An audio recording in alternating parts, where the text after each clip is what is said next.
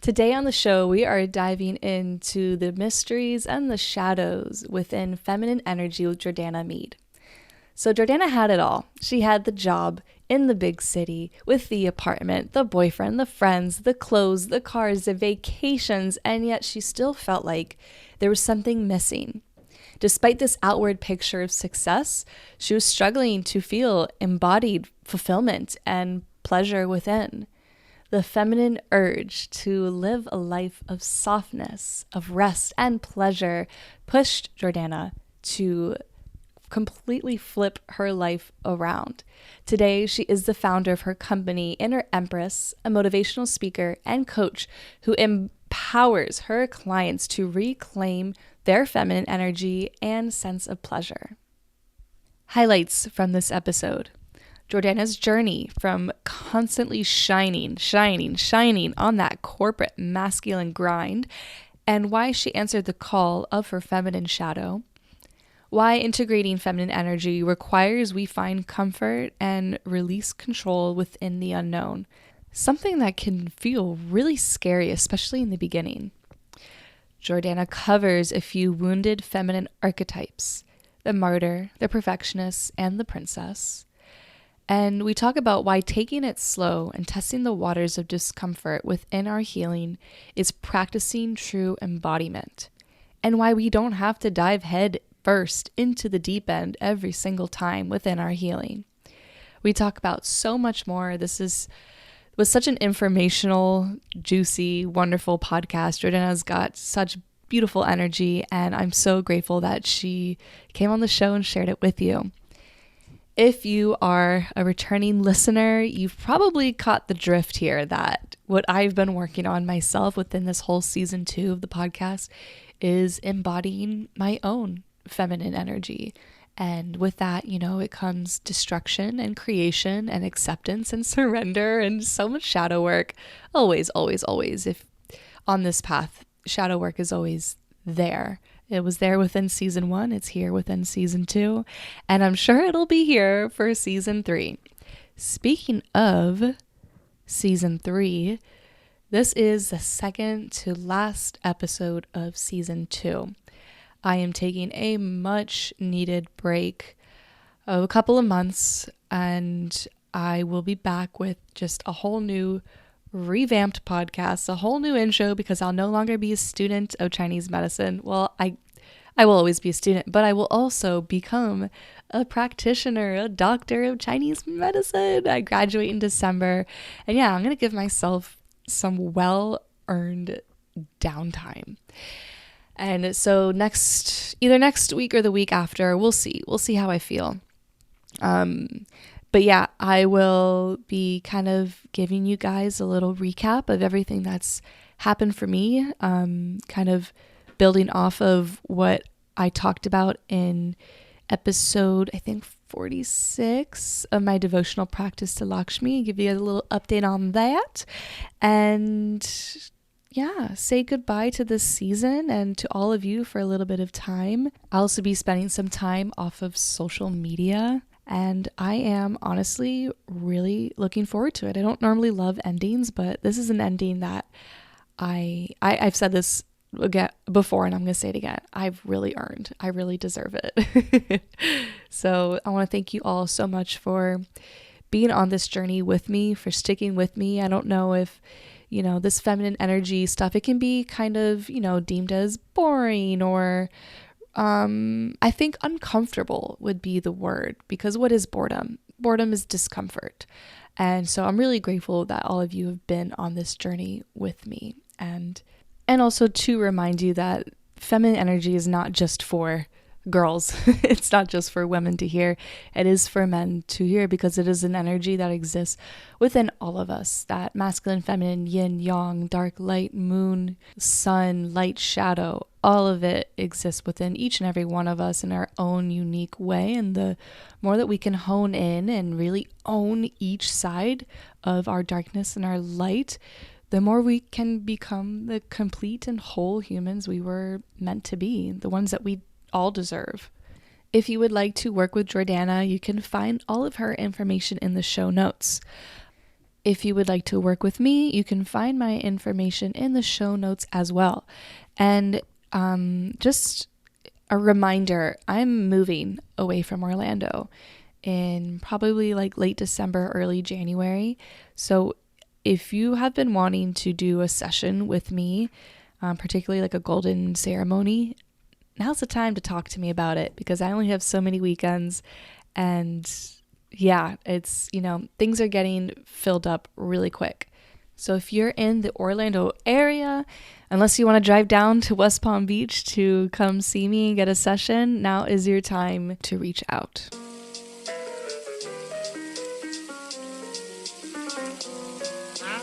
You are listening to the School of Whispers podcast. I'm your host, Stephanie, and this is my space to get real, open, and weird about my life experiences as a psychic, medium, energy healer, and student of Chinese medicine. On the show, I'll be sharing my healing journey and the concepts I've learned along the way, and I'll be having guests on talking about the same sort of thing. I am so happy you're here, and I hope this show leaves you feeling inspired and empowered to learn how to listen to the whispers of your own body and spirit. Let's get into the show.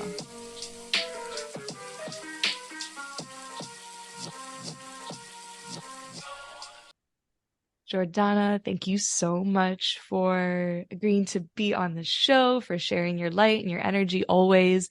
I always love taking a moment when I see one of your reels. I'm like, all right, time to put the phone down and just listen to what she has to say. So I'm so excited for your voice to be heard through my platform. So I'm just going to give you a moment to introduce yourself and kind of last interview I just did, this just popped in. So I'm going to start asking everyone this. I would love to know, how you identify within your workspace, but also I want to know what do you stand for? Well, thank you so much for having me on. I'm also, I'm such a big fan of yours. I get super excited whenever I see you at in-person events. I know like realness, authenticity, real talk, and just fun. Just like, I know like, okay, yeah, this is going to be just fun and light, but also the depth of wherever the conversation goes. If we're in a woman's circle or just a gathering, you bring that, and your energy is so magnetic, and I'm just super honored to be on your podcast. Like, yeah, girl. Yeah, this is so fun. Okay, so the question was, how I identify in my work?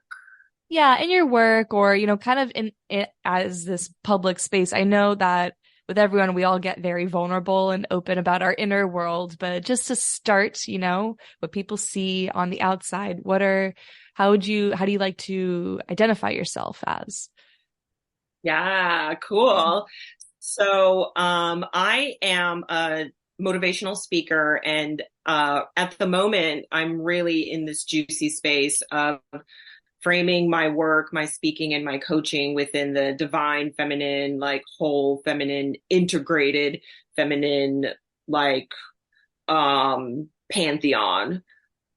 So essentially that means that I help women to shed the masculine shield of overdoing, overproducing, over hustling, over denying pleasure, over obtaining, and all of that sort of acquisition. And so I help women sort of release this masculine shield that we've taken on when we were small to survive and navigate this world, and reveal the depths of themselves, which would be most likely a wounded feminine, like their wounded inner child, and helping them journey to heal that wounded inner child, heal the masculine, heal the feminine. So they are now reclaiming their divine, empowered, integrated feminine, which is both divine masculine and divine feminine. And that allows women to magnetize their desires, magnetize their goals, go after the life that they authentically want because they've tapped into their authentic self with so much more ease, bliss, and pleasure. And yeah, so that's the juiciness that I'm in. And I do that in various ways, one-on-one coaching, in-person and online workshops. I'm finishing up on an ebook and actually going to start the journey of a full online course and international retreats because I'm just such a global citizen. I used to live overseas, and the magic of either pilgrimages to sacred sites or just like a really cool, fun, juicy place where we can play and just be present and become empowered. That's where I am. I'm so excited hearing all of this and hearing what you said. The magnetize, that word. We are so magnetic as wombs, as it's like, and yeah, the work you're doing is so needed right now. So thank you for stepping in. Yeah, I appreciate that. And I really do feel that. And that has been sort of a part of my journey in reconnecting to my own sort of empowered feminine and actually coming to the discovery that I have had both. It's a continuous journey, wounds within my feminine that I did shield and cover up with a very empowered, powerful, yet very wounded masculine that I really didn't know until I became conscious of the depletion. I was achieving so much wealth, so much, everything, materials, great friends, amazing family, amazing boyfriends, apartments, all the materials, cars, trips, everything. But also feeling this yearning that there was something more, and then also feeling nothing was ever good enough. I was always just like setting a goal, reaching the goal, setting the goal, reaching the goal, hustling.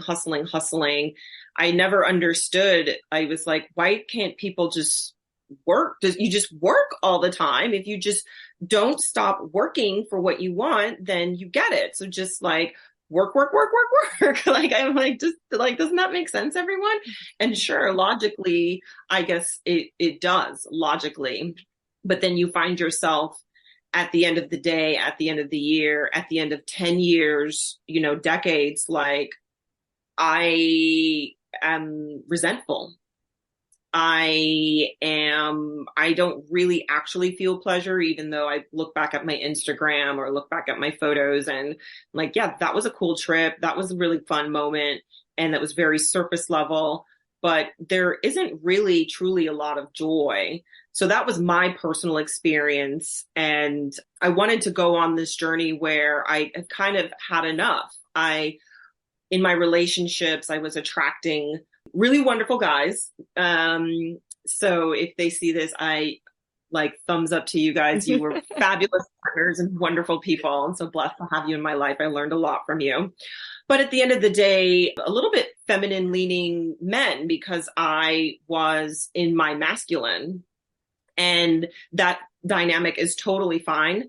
As we know, feminine, masculine energies has nothing to do with your gender to a certain extent. It is an energies that we hold both all genders hold both, and we decide to lean into one or the other. But the truth is, for women and feminine identifying humans, we have a womb that produces feminine specific traits of so much wisdom and power and magnetism and intuition and feeling like we're super tapped into that. But we've really discarded that. So I kind of went on a tangent really quickly about my relationship is that, I was attracting like a feminine identifying or feminine leaning partner, which is absolutely fine. But I started to feel like I'm exhausted because it's not I don't think that this is actually truly me, even though I've identified with it and I feel sort of comfortable with it, but really I feel safe in it. I've actually felt safe in it, not necessarily happy in it, in my masculine. And what I want to do is just relax, like take this dang armor off, I want to take this off. And I just want to feel soft. I don't want to always have to figure it out and be the masculine and be the warrior for both of us or for myself in the sense. I want softness. I want play. I want rest. I want sensuality. I want present moment. I just am missing something that I can't find, and I'm not getting this in my partner because he needs me to be something that I don't want to be anymore. Kind of went down a little bit of a spiral because I was like, well, who am I if I'm not always producing, always achieving, always hustling, always shining bright and very much in my sun phase, sun doing action. Who am I? Am I worthy? Am I valuable? And then that started to reveal the wounds like, wow, if I'm not actually achieving something actively, if I'm in some in-between stage, if I'm resting, truly resting, I feel very unworthy. I feel very uncomfortable. I feel very much unsafe. And I don't feel like anyone will love me. And that is the truth, getting to the depth of it. So that sent me on a journey of healing that.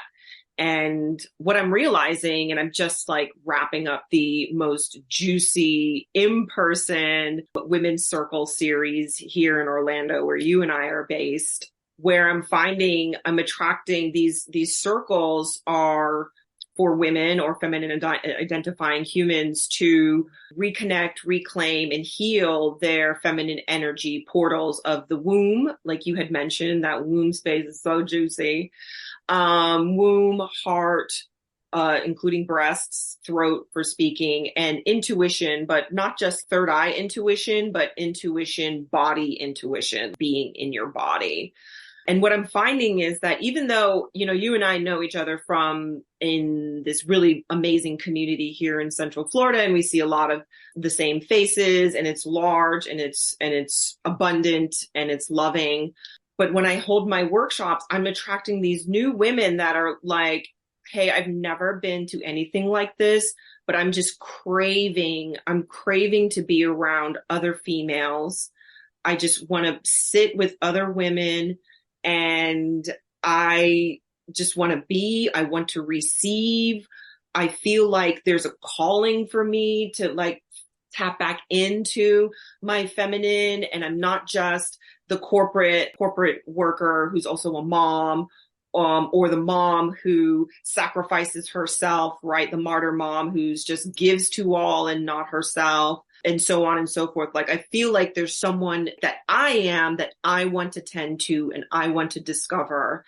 And so I'm here, and that's what I'm seeing in these circles. And so it just kind of speaks to this really amazing energy in the world. At least I'm seeing this online as well, but really particularly potent here locally, that I think we're experiencing globally, is what we're calling the rise of the feminine, the rise of the divine feminine, where women are being called to like, listen, something is not working. There are parts of me that I have let go, that I have discarded. And I want to find those parts. Those are important parts, and I want to find them. So where do I go? And they stumble in my workshops, or they stumble onto your podcast, or some of the other amazing offerings that a lot of the women in our community have going on.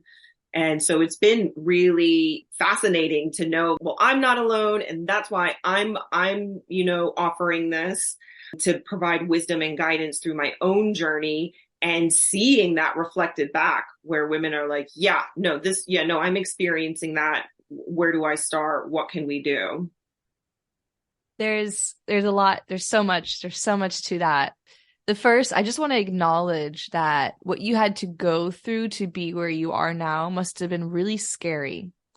Sitting with yourself, well, it's more like before you even sat with yourself, deciding I'm gonna sit with myself. That can be really scary for so many. And I think that in the spirit of the feminine, there's so many mysteries to it.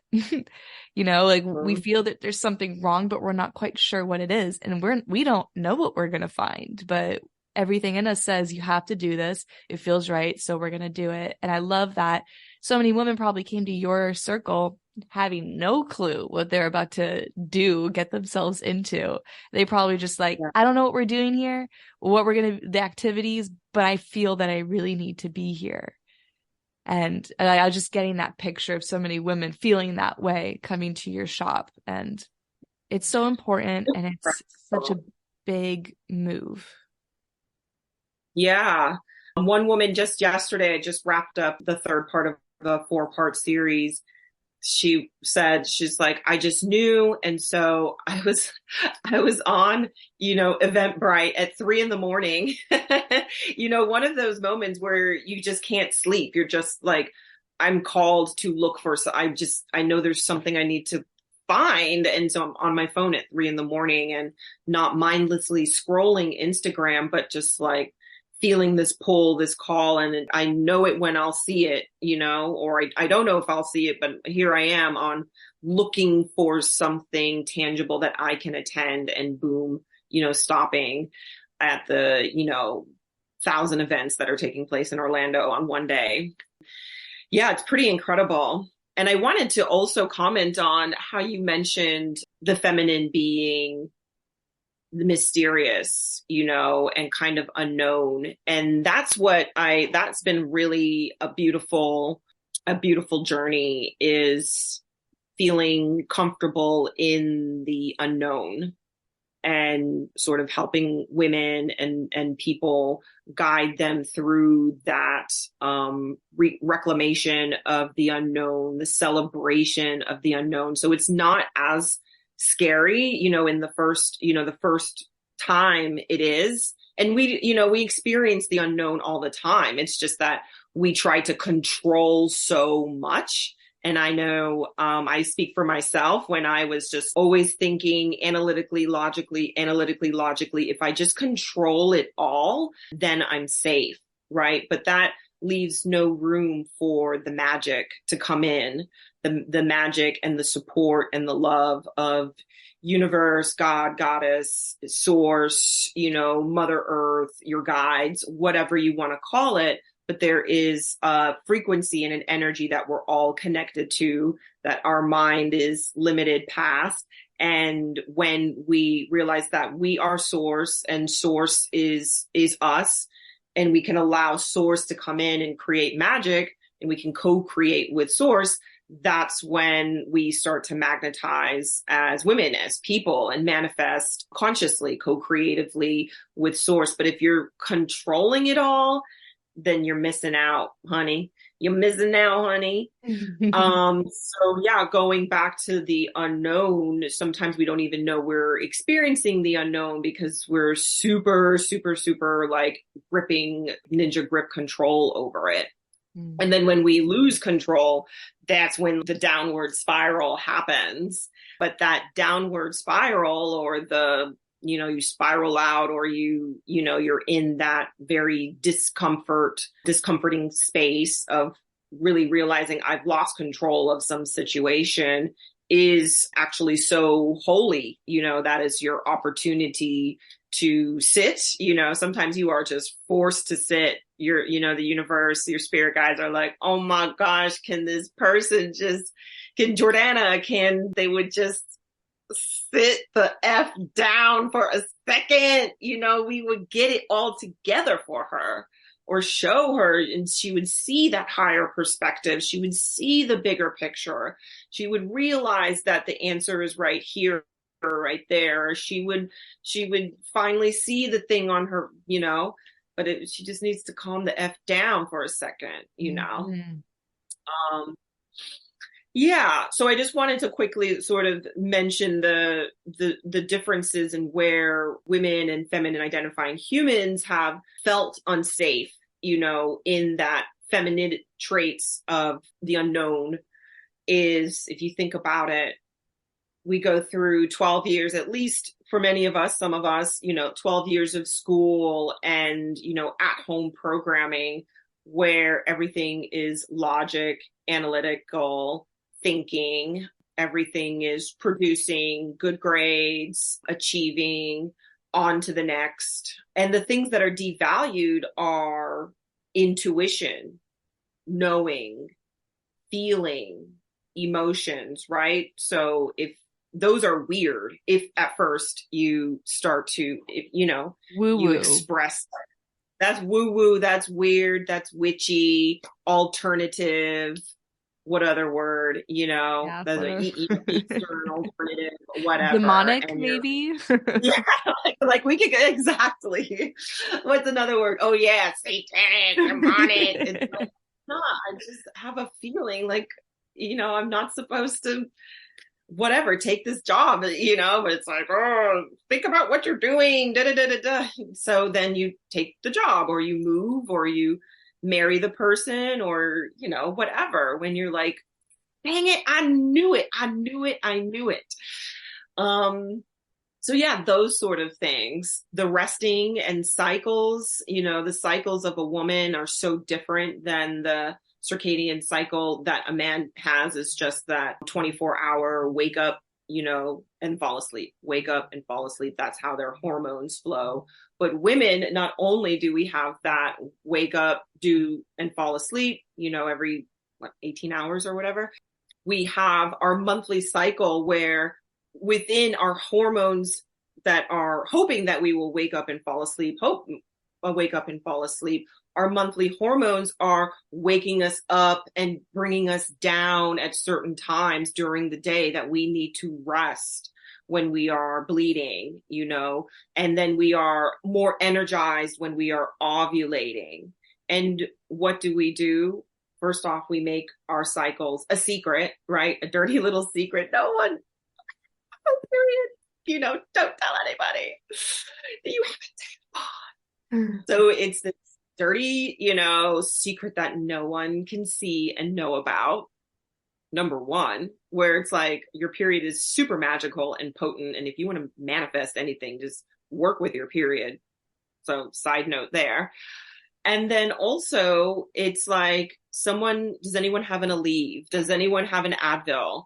And I'm going to power through this, right? I have a headache. I have the cramps. I feel like crap. I feel drained. Oh, well, let me slam a double espresso, take an Advil and power through it. And that is so detrimental to your system, your nervous system, your spirit, your soul, your heart, your spiritual heart, when you don't find that you have the sovereignty, the ability, the worthiness to honor your body and say, yeah, I need to take a nap right now. Okay. And then afterwards, I might journal and then lay in the sun and eat something and go to Or bed. even, And that's I feel like changing the schedule and possibly letting somebody down. I think I feel like that conversation matters for a lot of women to hear, say it is okay, actually, because you have to show up for your body sometimes before you show up for anyone else. And somebody who doesn't understand, they don't understand, womanhood and hormones and listening to the body. And that's a moment of education for them. But if it's okay that they're uncomfortable with you serving yourself. Yeah. That's a moment for them to learn, where they're experiencing disappointment or what have you. But I agree. And it's interesting when you start to dive into this framework where you discover the wounded feminine archetypes and the empowered feminine archetypes. And I love to dive into the wounded feminine archetypes with my clients. I have a little workbook that we do for our homework or home play when we first start working together is like, which of this sort of wounded feminine archetype are you? Is it the martyr who sacrifices it all despite her own body, feelings, health, wants, needs, desires? Is it the perfect woman? I'm the perfect wife, and I'm the perfect PTA mom, and I'm the perfect corporate worker, and I'm the perfect, and perfection, by these very specific boundaries and rules and expectations. And if I were to deviate in some way, like I need a break, or I've always wanted to have purple hair, or I've always wanted to explore my spirituality or express my samba dancing or whatever, that's not within the realm of possibility, because the perfect, mom, PTA, wife, daughter, Southern girl, Caribbean woman, doesn't act a certain way. There's also the princess that needs saving. And when I started to uncover this and do my work, it was so interesting. I don't, if when any of my, OG friends and family see this, they're like, Jordana, you never, ever thought you needed saving. You were the one who would get on the horse and trailblaze.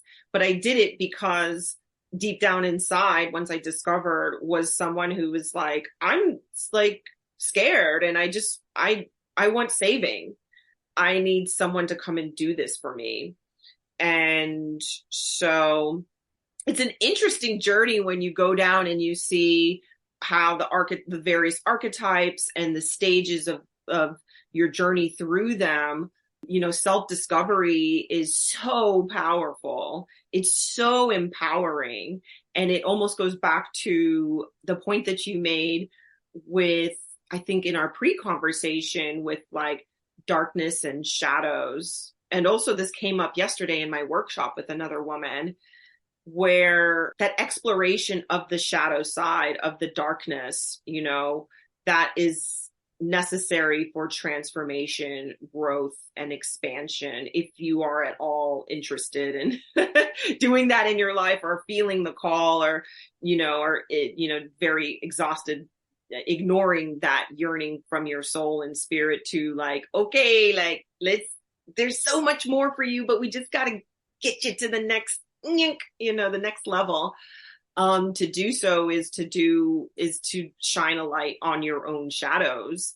And at a certain point, you shine the light on the shadows, you embrace them, you claim them, you accept them, and you show them compassion. And that's where I think the wholeness of the feminine and the wholeness of the woman really starts to congeal, when you're like, okay, I'm not quote unquote perfect. I actually am insecure here. I actually have fear here. XYZ, I have this shadow, this wound. I know it, and I claim it to a certain extent. It doesn't rule me unconsciously anymore. I'm not ruled by it, making decisions and avoiding things and indulging in other things that keep this in the darkness. I shine a light on it. I'm not controlled by it. And I have compassion for it as I allow the healing to take place. And I can shine fully, embracing the entire spectrum of me, the dark feminine, the dark goddess, the light, the queen, the mother, the slut, the whore, and embrace all of that. I am a sexual being. So what? I can express myself and embrace myself in this way. So what? And that's where this wholeness, this content, and this presence comes. And that's where the magnetizing and the magic starts to flow through. I have so many follow-up questions, and I need to take a moment to prioritize which one is the big one that I need to ask you here, because there's so much to that. Okay. Well, I'm going to lean towards what I'm feeling excited about asking you. And you mentioned the dark feminine, and we talked about shadows, but something that a term I've been kind of hearing recently, and I think maybe you could provide some more clarity, more painting a picture of it for me, is is there a difference between the shadow feminine or the wounded feminine and then like the dark feminine? Or like you mentioned like slut and whore, those are terms that I'm seeing a lot of women in this space turning around. And I'm wondering, is that a part of it? So I would love to hear what's going on in your big, beautiful brain about this, because I'm very excited to hear. Yeah, certainly. So I would say there is a difference between the dark feminine, the dark goddess, and like shadow wounded feminine, your wounded feminine, and like a shadow feminine. So how about this? The dark goddess embraces her sexuality, right?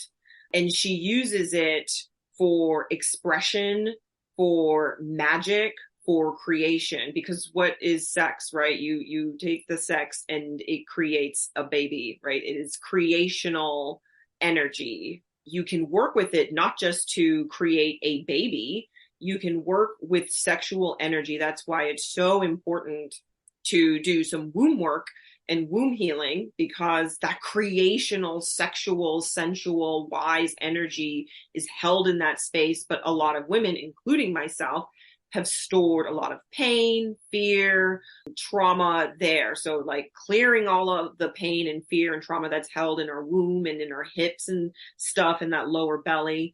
And that can manifest as, the menstrual problems and painful menstruation and irregularity and pregnancy issues and all this stuff, has those physical manifestations of like storing all sorts of old crap, energetic crap in there. But I digress. So going back, the womb sexual energy, the dark goddess embraces that, claims her sexuality, claims her sensuality, and uses it to express herself and to create and do so much more, to create magic. You can manifest anything with your pleasure center, with your sexual energy. The shadow feminine uses sexuality for manipulation, right? For control and manipulation because of some wound, of some unworthiness, of some fear. So that's sort of like one example of like dark goddess, empowered dark goddess. I am empowered in my sexual energy. When you see Rihanna like empowered in her sexual energy, we're like, woo, girl, I'm feeling that, right? And you see Beyonce empowered in her sexual energy and her outfits, and she don't give a fuck, and she stomps down that runway. And then you see someone who is using her sexuality to manipulate someone into doing something that's not a part of anyone's highest good. Thank you for that clarification. That definitely paints it so much better for me. It makes sense. Okay, there's a few times you've mentioned safety, and that was actually the other question that I wanted to ask you. And I'm wondering, maybe it just it's going to tie this all in, but the beginning, when we talked about the mystery and the control and having to dive into the unknown, and sometimes you gotta just hold your breath, close your eyes, and take a leap. But I've really noticed that what so many women struggle with, including myself, is feeling safe within that unknown. And in the past, I've kind of been that person who's like, well, we're gonna fucking do it anyway. We're gonna bust through the door. We're gonna do the plant medicines. We're gonna do it regardless of being fearful. And we're gonna go hard and be a warrior and all that stuff. And this year, that just no longer works for me. I have to feel safe to a certain degree to step in. And I don't have to leap off the cliff into the abyss every single time. I can actually hang out in the shallow end, and I can hang out in the deep end and make my way back and check in and say, okay, how are we feeling here? So I would love to hear your opinion on safety within all these matters, and also how you have helped yourself feel safe within doing this, as well as the women that you have been mentoring and working with as well. Yes. Oh my gosh. I love that. And I absolutely identify with that. I was 1,000,000% that same individual who, yeah, it's like I was almost so out of touch with my true like feelings and emotions of feeling fearful or unsafe, that even when something seemed unknown and like, okay, this is unknown and kind of, I'm gonna just do it anyway and bust through it. And yeah, that worked for a time. And I also look back at things that I did do and I'm like, gosh, I kind of like, I hate to say it, like I wish I didn't do those things. Okay, it's done and let's learn the lesson and move on. But yeah, the balance between just taking a leap of faith, a what do you call it? Not a tempered leap of faith, or just deciding like I'm just going to take this sledgehammer and or jump off the 1,000,000-foot cliff, and the taking it day by day, toe, foot, ankle, shallow end, doggy paddle, then you're making strides to the one end to the other, and then, so on and so forth. I completely, I'm in the mindset now and working with women where I use the word magic. And I learned this from one of my mentors. I love her so much. She's word magic queen, but the word magic is nourishment.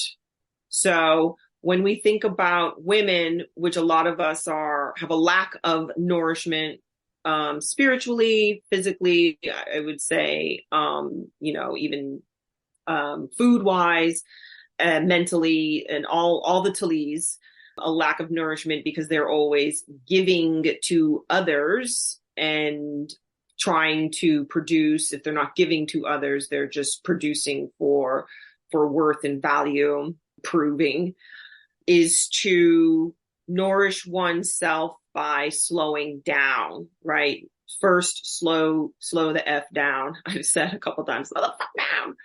Slow down, nourish yourself. What do you need? And knowing that is that you are completely worthy and deserving and safe to do that, to take an hour and go to a breathwork class, to take a whatever and go to the park. Nourish yourself, to take some oils. And anyway, I can tell you all the examples. So nourish yourself. Think about it. Nourishment. No rushment. Aha. Nourishment. That's this amazing word magic that I cannot take credit for. Shout out to Autumn. So no rushment. And that applies to any new thing, that one wants to pursue. And I think that has a really beautiful parallel to the putting the toe in, sitting in the shallow end. It's all good, baby. Like if you go to as much as it feels right in your body. And that's another thing with the reconnecting to the divine, is reconnecting to the feminine, is everything is very much in the body wisdom, embodiment. And I'll go on a little kind of offshoot there, is that my spiritual journey started where very early in high school, I was getting panic attacks. I didn't know what it was, like a Caribbean, American woman, like I feel like my parents are like, what are you talking about? But anyway, long story short, panic attacks led me to yoga and meditation, and then totally was like, I was like, this is magic. So I'm so appreciative of that, because it kind of was the gateway to my spiritual journey. But I really, even though yoga is very much being in the body and being grounded, I did a lot of meditation. And when I did that, you can get out there, you meditate and then you start to you can lose sort of like where body ends and everything else begins. And that is a beautiful sort of moment and feeling, because that basically is like the cosmic soup. But the truth is, we are spiritual beings in a body on earth, on the ground, and to be embodied, to have the spiritual wisdom and spirit and cosmic connection, you can't do much with it if you're not fully in your body to bring it forward, right? So I was very much out of my body, like, wee, this is so cool. I don't have to deal with anything, right? Any sort of trauma or things that are in my body. Like, I'll just go out there and it's all good, baby. So there was definitely a disconnect there, and coming into learning the sort of feminine wisdom, coming back into my body and feeling like there's a lot of discomfort in here, man. That was old wounds and traumas, but you also feel the wisdom and the knowingness, and you acknowledge, I think I feel like a little timid in this area, and I'm just going to dip a toe in. And that's okay. It's okay. I don't have to be the bulldozer NASCAR driver that I always was. I'm going to be gentle with body, spirit, and soul, all in alignment, and just flow with it, knowing that I am also completely supported by the universe. And instead of feeling the discomfort, I feel the discomfort, I take it slow, but I'm also, because I'm taking it slow, I'm in the present, and I'm feeling the pleasure of being in the present. And that also starts to boost my confidence, my empowerment, and making the no rushment, the slow journey, the journey, the process. It's just the journey, the process, period. Call it what you want, slow or fast, but making the journey and the process enjoyable and fun. And that's kind of the point, right? I was just thinking that. I used to think it's like, you get a goal, you meet it, on to the next, meet it, on to the next, meet it, on to the next. And then what, but it's like, I am in a body, and it's amazing. And I have these senses, and it's so much fun and so much pleasure. And yes, I experience the polarity of the emotions, but the polarity of the emotion, that's actually just all God. So you can, one, get to a point where it's almost orgasmic to feel like, dude, this is heartbreak and sadness, and this is true love, romance, and partnership, and it's all God. That's kind of an interesting place to be, when you can be in those polarities and see God in all of them and experience all of it. Not saying we all have to just pretend, wow, this heartbreak is so orgasmic. Like, yeah, it's sad, but also it's God. And that gives you a point to make a decision on your perception of it. It's like, yes, I'm feeling the sadness, and the sadness is holy and worthy.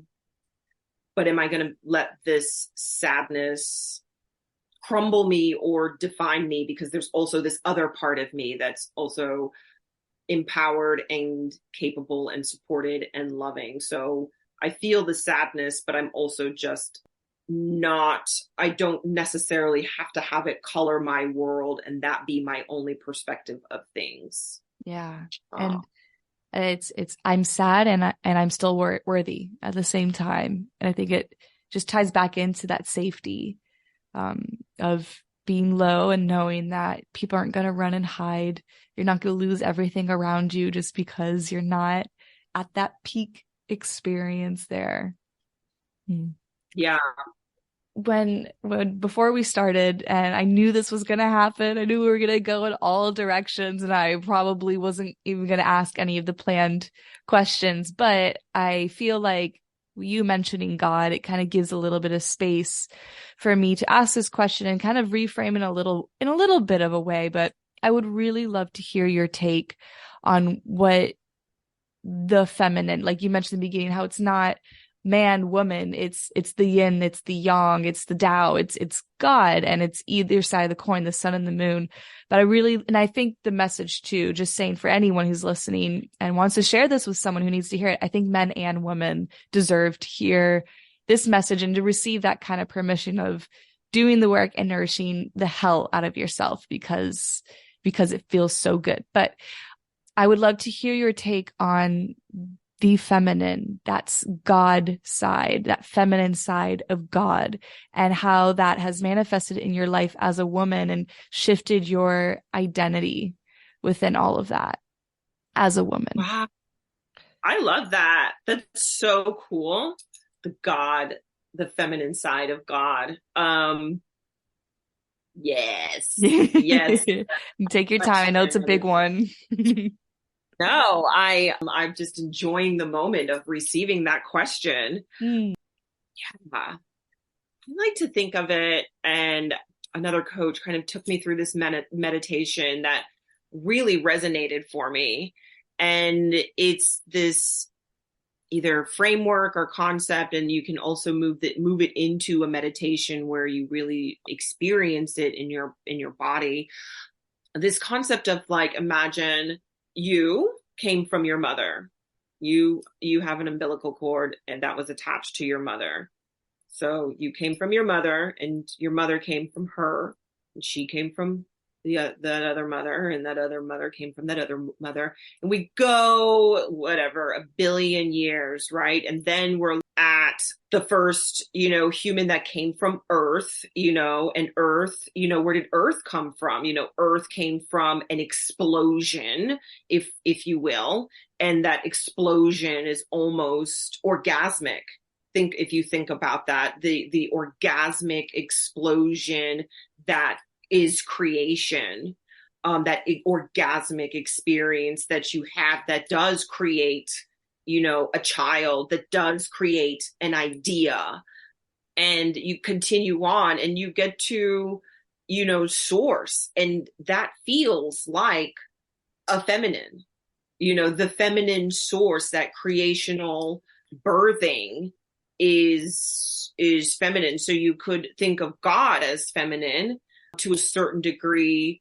The birthing of the mysterious dark that is the womb, that is the soil, that when you plant the seed, then creation comes out. And that's where I am, like that mysterious dark, that when you have that whatever space particle that intersects with it, and that orgasmic explosion, what is birth? Is an earth, a planet, a star, two stars colliding. But I guess the point that I'm getting at is that source to me feels very feminine. Earth feels very feminine to me. I think it's quite obvious that the planet Earth is a feminine entity. All that she births and gives and nurtures and requires. from her body and requires. Yeah, she is a definite metaphor, allegory for us, a beautiful mirror and reflection of this incredible organism that holds separate poles, the polarity that it's summer on one side and winter on the other side of the hemisphere.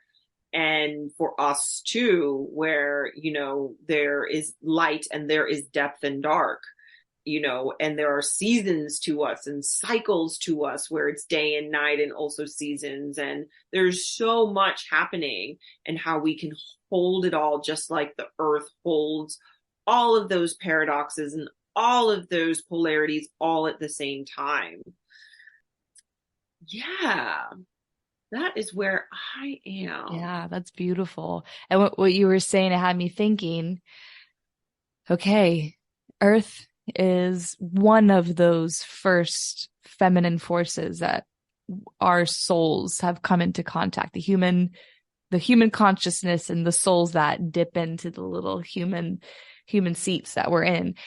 It's that very first thing. So it's something we've always known. And yet the nature of the feminine is the mystery. So when we end up in the dark, and there's that mysterious, and I feel like what you were saying, it just kind of pulled me into that reminder of what we think we don't know, we've known all along. And it's been a part of us all along. And for whatever reason, there's been a lot of points within this conversation. I don't know if it's like thinking about women in this world and all of that and what's been forgotten. I just get like so emotional hearing what you were saying, that and thinking about it in this way. I feel that. I feel it. The women in my workshops and circles, and one-on-one coaching, being able to acknowledge a lot of the beauty, and I don't know if I want to use this word, but that's what's coming, like the tragedy of the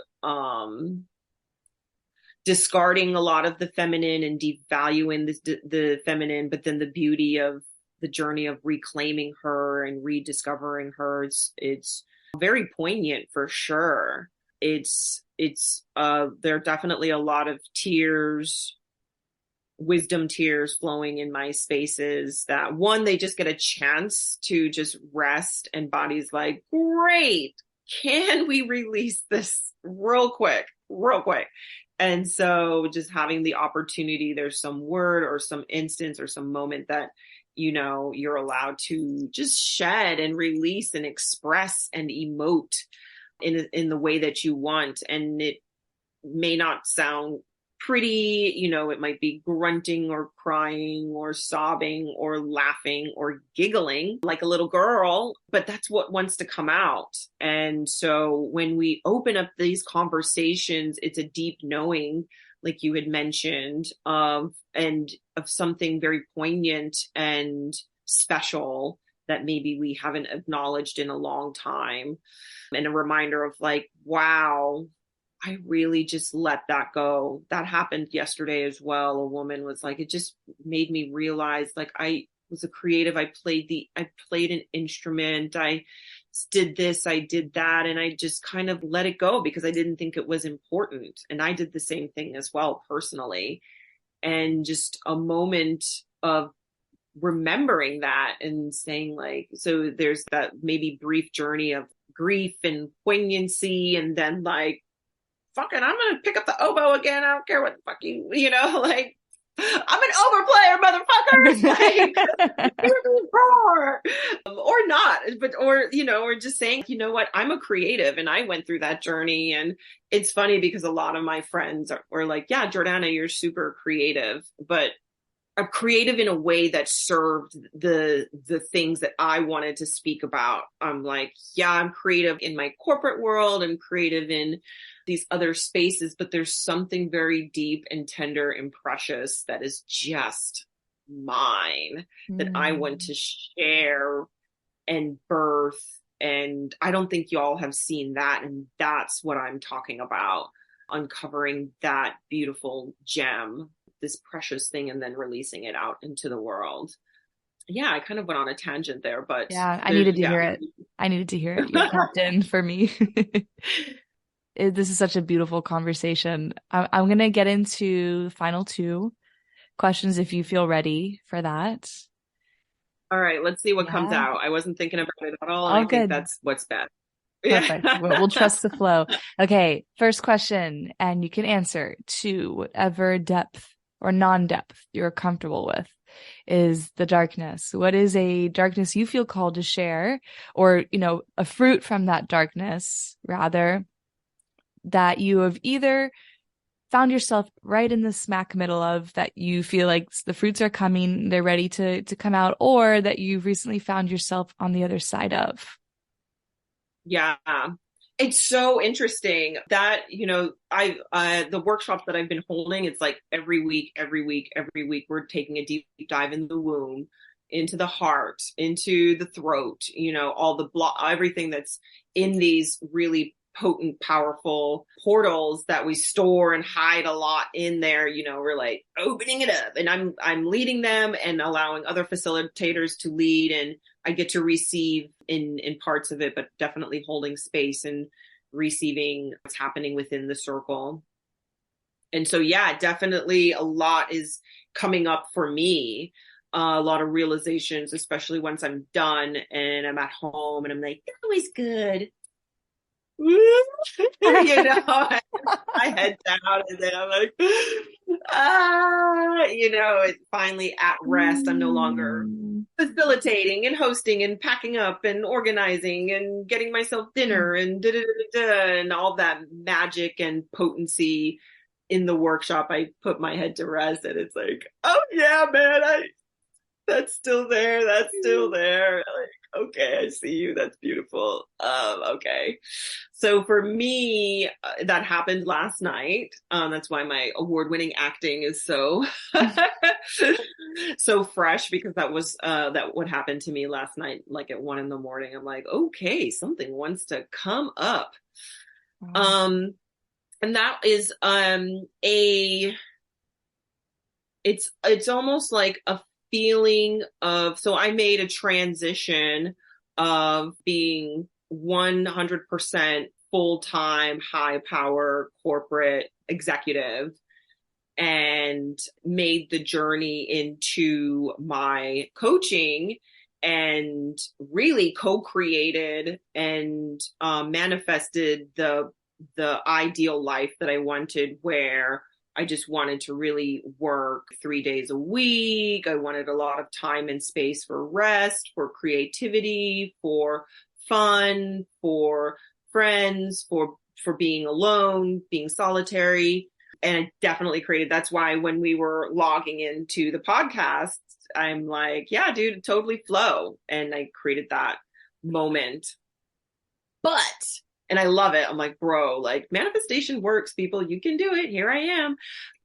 There are parts of me that are still like, what did you do? Why did you do that?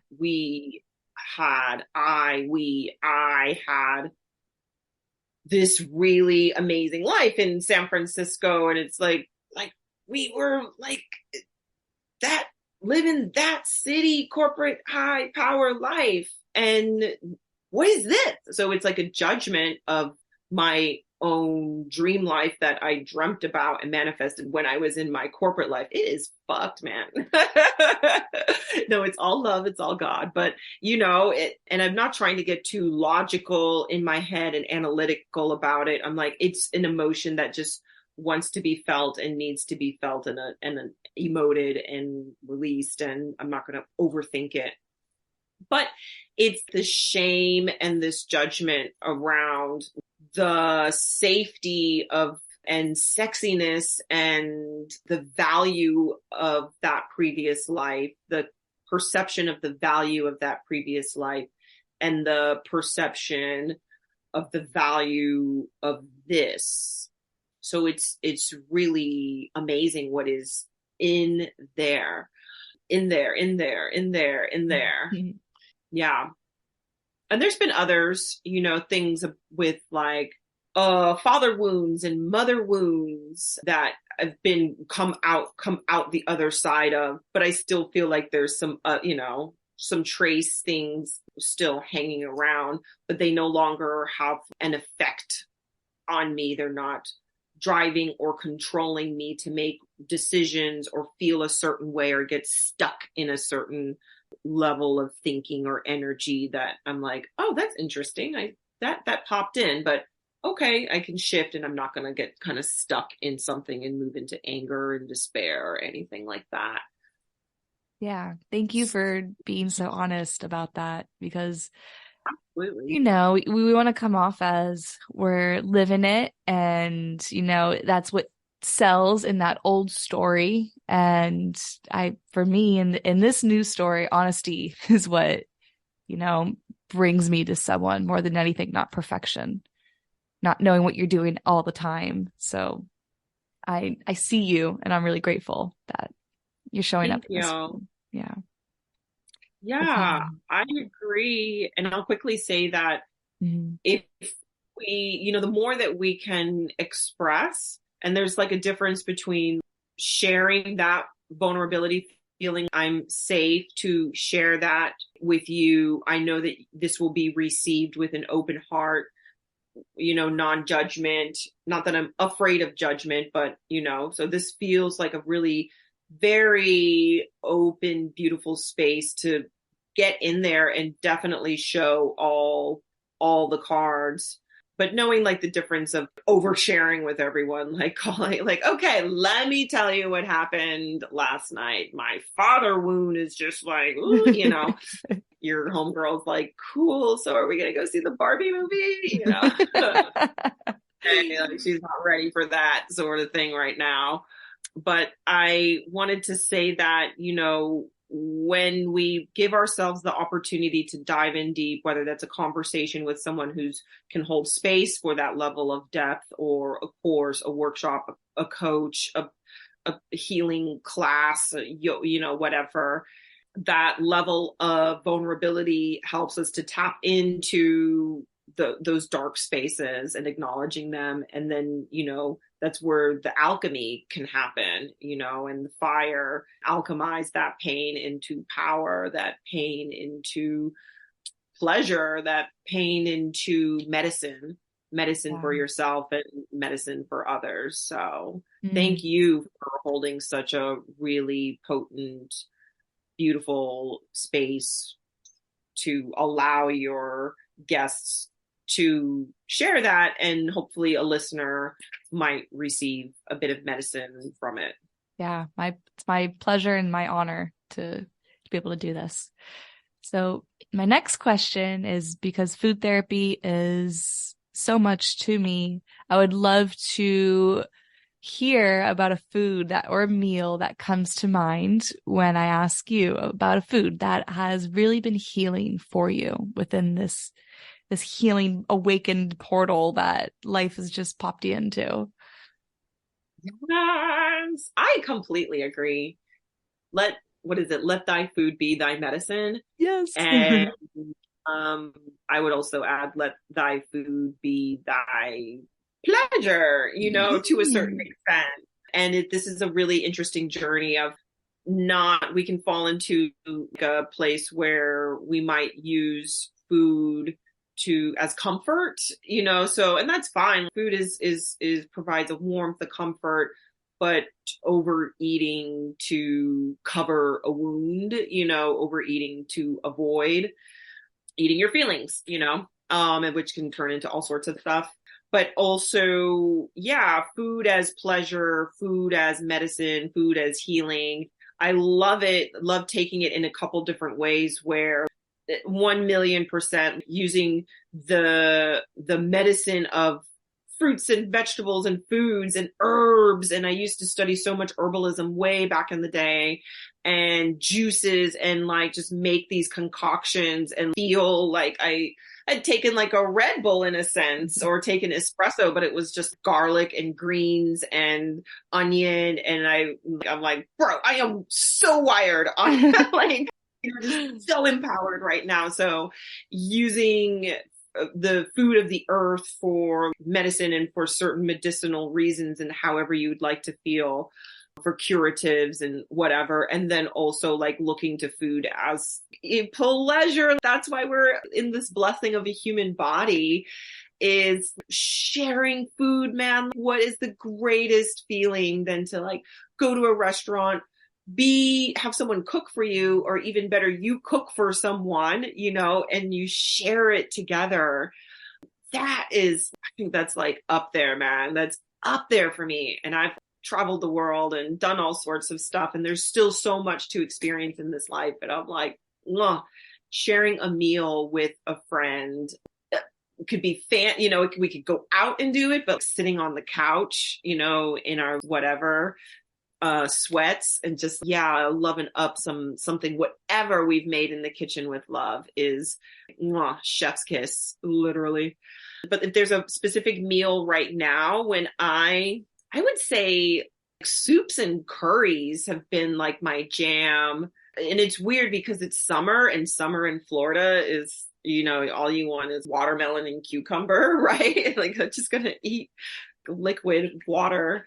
But sometimes I'm really craving a yummy Indian food curry, which is more of like a fall sort of, you get in that fall mode. And sometimes I'm like, oh, you should honor your seasons and in seasons, and celebrate the solstice, and eat this and pick this and grow that. But other times I'm like, bro, I'm craving some Penang curry. Oh, hot sauce. Okay, it took a winding journey, but now I know what I want to say. Hot sauce makes me so happy, and I'm like, physical and spiritual level. Like, if you put chilies in hot sauce, it releases endorphins, so it's kind of like a drug. You like start like, you take enough. If you eat too many hot peppers, you start tripping balls, you know, your body just starts tripping out. So I can't take that level of hot where you just start going to another dimension. But like that feeling of hot sauce, mm, Love it. yeah. I love what you said earlier about the friend having eating with a friend too. Dr. Zach Bush, he does a lot of around the microbiome and all that. But he said that in blue zones, those areas in the world where people don't, die of the usual, like cardiovascular disease or cancer or whatever, they have a huge, high quality of life and a long lifespan. They don't ask, what did you eat? They ask, who did you eat with? And he kind of ties that into the microbiome, how sharing microbes with humans and sitting down and eating and talking, how microbes respond to vibrations and frequencies. And when you're just sitting down and eating with somebody, that is the best thing that you could do for your system. Thank you for that. Like, yeah, I love that. I brought in the sort of emotional experience and you bring in the science behind it. There's nothing makes my heart like happier. It's so true. For sure. Is there anything else that feels like it's just from your heart to your throat that wants to be spoken? Or do you feel like you've shared and you feel completed here? Wow. Yeah. I am so proud and happy for all of us collectively. We're all doing our best. We're all navigating this thing called life as best we can. And I'm so in awe by it and really proud of everyone that I know and everyone that I haven't met. I was listening to Abraham Hicks and she said something that it's not as super profound, but she's like, listen, we didn't come to earth to face life. We came to earth to create life, something like this, where sometimes we get stuck in this mode of, well, this is what life is, right? And you're like, and so, you hear it like, yeah, so c'est la vie, so is life, this is how it is. And we're just going to do our best to shoulder it and take it on and that sort of thing. And we kind of just, we're all doing our best and we're facing life. But really, when we can kind of move to a higher perspective and like within our body, moving into a higher perspective, it's like we're actually creational beings. And like the universe and spirit guides and your inner self and your higher self are just like waiting to co-create consciously with you because you're co-creating all the time, right? You're creating your reality, whether or not you know it. And so like just this reminder, like this invitation to let's consciously co-create together. And being pleasant, being present and in pleasure and joy. And when you're present, you're in your power and you see that beauty. So that was kind of like all broken up all over the place, but that's basically what wanted to come out. Yeah, I love your brain, Jordana, and I love your heart too. Just everything you said, all the things that you've been saying have really been hitting me right where they need to be, right where they need to be felt. I'm so grateful for this conversation, and I want you to share, how can people find you? Yay! People can find me on Instagram at Jordana_Grace_. That's the best way to find me. And I have the link tree where I have free resources, a free guide. I'm creating some ebooks and courses. And yeah, the best ways to follow me on Instagram there, where you'll see my in-person events, my workshops, my offerings, books, and courses that are all to be released very soon, and retreats. Yay! So I hope to see everyone there. Thank you so much. Thank you so much. This was, everything. It was more than I thought. So thank you for bringing it to the table. You bet. And I love your brain too. Thank you.